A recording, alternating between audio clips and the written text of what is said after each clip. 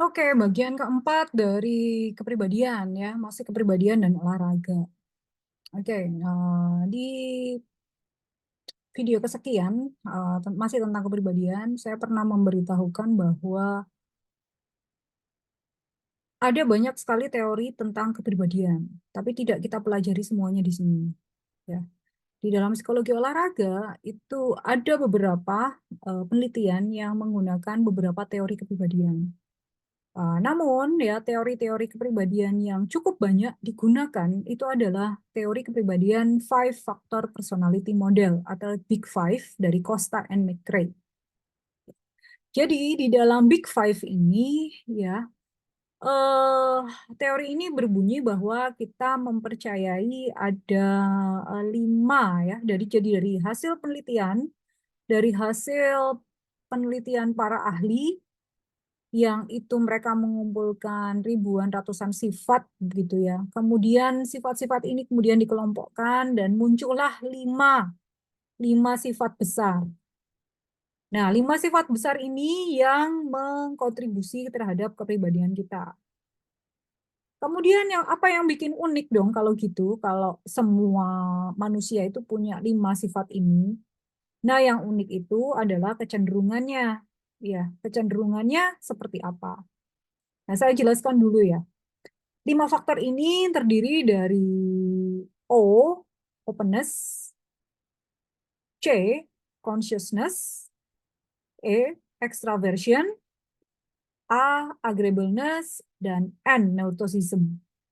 Kadang-kadang ada juga yang menyebutnya dengan tipe kepribadian osean.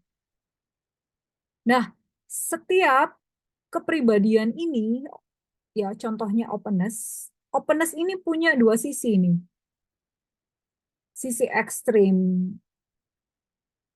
yang kiri dan sisi ekstrim yang kanan. Contoh misalnya, yang pertama ya, openness. Openness itu keterbukaan dalam berimajinasi, dalam merasakan, dalam berperilaku, dalam mengeluarkan ide, dan dalam memiliki pemikiran gitu ya. Nah, openness orang yang dengan skor openness-nya rendah itu atau openness-nya itu sedikit, dia cenderung praktis, konvensional, tradisional, mengikuti aturan yang ada, mengikuti kebiasaan yang ada. Kebalikannya orang yang dengan openness tinggi, itu cenderung mereka sangat ingin tahu, punya minat yang luas, minat yang banyak, gitu ya. Cukup mandiri dalam mengambil pemikiran atau keputusan. Nah, setiap orang punya kadar O, C, E, A, dan N ini masing-masing. Ya, ada orang yang O-nya itu cenderung rendah, tapi C-nya tinggi, gitu ya. E-nya rendah, A-nya rendah, N-nya tinggi. Nah, setiap orang itu berada di memiliki kadar masing-masing kombinasi dari lima kepribadian ini. Ya. Nah, sekarang kita bahas satu-satu. Oh, openness. Tadi sudah saya jelaskan, ya, keterbukaan. Nah, orang yang skornya rendah, maka dia cenderung kaku, cenderung praktis. Orang yang skornya tinggi di sini cenderung sangat ingin tahu dan sangat lebar minatnya, ya, sangat luas pemikirannya. Kemudian C, yang kedua consciousness. Consciousness ini berkaitan dengan kesadaran untuk memiliki tujuan, kesadaran akan kemampuannya sendiri, kesadaran untuk mengatur perilakunya sendiri, ya. Kesadaran akan oh supaya begini saya harus gini nih, gitu ya. Nah, kalau orang dengan C rendah, mereka cenderung spontan, cenderung ceroboh, impulsif, tidak teratur, ya. Sedangkan yang C-nya tinggi, mereka cenderung bekerjanya itu sangat keras, terprogram, ya, sangat tergantung pada apa tujuan berikutnya, dan sangat teratur, sangat organize, sangat semuanya itu harus dikelompokkan masing-masing gitu supaya lebih bisa diatur. Kemudian extroversion itu adalah kemampuan untuk bersosial, keterbukaan untuk mengekspresikan diri, berbicara, ya, terbuka dalam mengekspresikan emosinya, itu adalah extroversion. Kalau skornya rendah, mereka cenderung tenang, mereka cenderung pendiam, agak menarik diri, tidak terlalu suka bersosial, ya, tidak selalu suka ngumpul. Nah, sedangkan mereka yang E-nya tinggi, mereka punya sikap yang sangat hangat, mudah akrab dengan orang lain, ya, nyantai, outgoing, gitu ya, sangat suka untuk bersosialisasi atau ngumpul gitu. Kemudian A, agreeableness. Agreeableness ini berkaitan dengan sikap patuh, kooperatif, mempercayai orang lain, ya. Dan kalau skornya rendah untuk A ini, mereka cenderung kritis, cenderung mempertanyakan segala sesuatu, tidak gampang untuk diajak bekerja sama, curigaan. Gitu.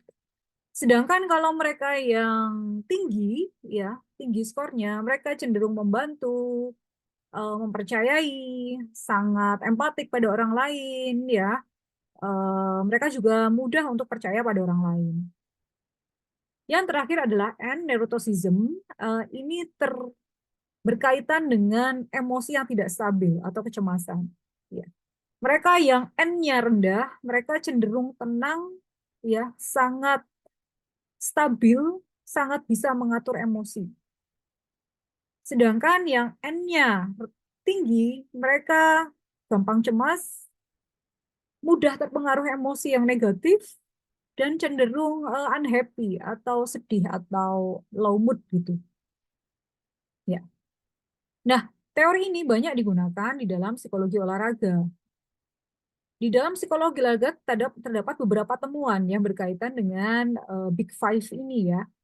Nah, ini juga penting untuk diketahui pelatih. Yang pertama, atlet elit ya, cenderung mereka punya openness yang tinggi, ya, keterbukaan yang tinggi, dan juga consciousness yang tinggi, kesadaran akan tujuannya juga tinggi, dan juga mudah bekerja sama atau agreeableness-nya tinggi. Kalau dibandingkan dengan kompetitor yang lebih rendah levelnya. Nah, kemudian yang kedua, atlet dengan skor consciousness tinggi, ya, kesadaran dirinya itu tinggi, mereka cenderung mempersiapkan kompetisi itu lebih detail dan juga lebih hati-hati. Ya, ibaratnya sebagai atlet mereka akan benar-benar memastikan semua barang yang dia perlukan itu masuk ke dalam tas, ke dalam koper. Dan bahkan itu juga diatur sedemikian rupa, ya, supaya gampang dibawa ketika mau bertanding. Kemudian atlet yang sangat ekstrovert atau skor ekstrovertnya tinggi, mereka lebih bisa menerima mental training yang sifatnya goal setting atau menetapkan tujuan dibandingkan dengan yang low extrovert, ya, dibandingkan yang skornya rendah. Kemudian orang-orang yang high extrovert ini juga lebih gampang bersosialisasi, lebih mudah menyesuaikan diri dalam tim, ya. Dan mereka kalau jadi kapten itu mereka akan gampang memfasilitasi kerjasama antara orang-orang dalam tim, ya.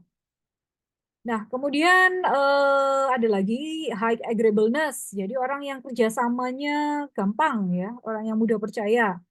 Mereka juga lebih berkomitmen pada olahraga berpasangan. Mereka lebih responsif dan mereka juga menerima feedback, ya, menerima kritikan, menerima masukan, itu lebih mudah menerima masukan. Nah, kemudian low neurotics ya, pada orang dengan kepribadian neurotik tapi yang rendah skornya, mereka bisa menyesuaikan diri terhadap kecemasan. Mereka bisa mengatasi kecemasannya lebih gampang. Tetapi ketika harus mengambil keputusan, mereka akan mengambil keputusan lebih lambat. Ya. Dan cenderung juga kalau mereka dalam kondisi harus mengambil keputusan dalam situasi yang mendesak, dalam waktu cepat gitu ya, keputusan yang diambil biasanya nggak akurat. Nah, Di dalam sedikit temuan-temuan ini akan memberikan semacam pandangan ya, semacam kesadaran pada kita bahwa eh, kepribadian apapun sebenarnya masih bisa gitu ya berhasil di dalam olahraga. Ya, entah itu high extrovert, introvert, high agreeableness atau low agreeableness, semuanya memiliki keunggulan dan eh kelemahan masing-masing gitu ya. Untuk atlet yang memiliki kesadaran tinggi, kalau dia terlalu organize, dia harus mengatur semuanya. Padahal dalam pertandingan juga ada hal-hal yang tidak bisa kita duga ya. Mereka juga akan mengalami kesulitan dibanding dengan mereka yang consciousnya rendah, yang cenderung spontan, cenderung disorganized. Mereka mungkin malah lebih gampang untuk menerima hal-hal yang tidak terduga. Artinya apa di sini? Sebenarnya peran pelatih adalah pinter-pinternya memahami kepribadian atlet dan kemudian memasangkannya, ya, memfasilitasinya supaya mereka punya peran yang maksimal di dalam tim. Oke, itu dia untuk hari ini. Masih ada sedikit materi mengenai, oh ya, satu lagi tentang kepribadian. Nah, terus gimana sih strategi apa yang bisa dilakukan oleh para pelatih nih? Nah, yang pertama untuk memahami kepribadian atlet, Anda bisa mengamati kebiasaannya tiap hari ya. Dia orang yang teratur atau tidak. Gaya komunikasinya seperti apa? Kalau kita omongin itu langsung menjawab atau dia diam saja atau dia langsung ya gitu dan melaksanakan perintah Anda. Kemudian Anda juga bisa dapat informasi dari orang tua, dari temannya ya, dari gurunya atau dari pelatih yang sebelumnya. Bagaimana dia menggunakan sosial medianya itu juga menunjukkan kepribadiannya juga. Dan juga Anda bisa berdiskusi dengan psikolog olahraga. Ya, ingat Anda sebaiknya hanya cukup fokus pada sifat yang itu memfasilitasi performa olahraga yang maksimal, yang bisa menyumbang keberhasilan. Daripada Anda habis energi untuk memperbaiki kepribadian. Ya, lebih baik perbaiki saja perilaku, jangan fokus pada memperbaiki kepribadian. Kembangkan keunggulan, kembangkan strength-nya, ya, dan perbaiki saja perilakunya. Untuk kepribadiannya itu sebenarnya bukan menjadi tanggung jawab Anda. Do not try to change. Jangan berusaha untuk mengubah kepribadian seseorang, apalagi kepribadian atlet. Ya. Nah, kalau pelatih ingin atlet menjalani tes kepribadian, yang penting adalah pertama, tidak boleh untuk rekrutmen, tidak boleh untuk seleksi atlet, karena ini termasuk diskriminasi. Ya. Kemudian yang kedua, Anda harus punya consent form atau lembar persetujuan. Jadi atlet itu bersedia menyetujui untuk dites. Dan kemudian pelaksanaan tesnya harus dilakukan oleh psikolog olahraga atau psikolog yang tersertifikasi. Ya, khususnya untuk beberapa tes kepribadian yang itu cukup dalam, ya, Anda harus tidak Anda sebagai pelatih tidak boleh melakukan tes sendiri, tapi harus melibatkan psikolog. Kemudian kalau sudah ada hasilnya harus diberikan, ya, harus diberitahukan kepada atlet dan diajak bicara. Oke, sebelum melakukan tes psikologi, lebih baik Anda berdiskusi saja dulu dengan psikolog olahraga dan juga mengamati kesehariannya, ya.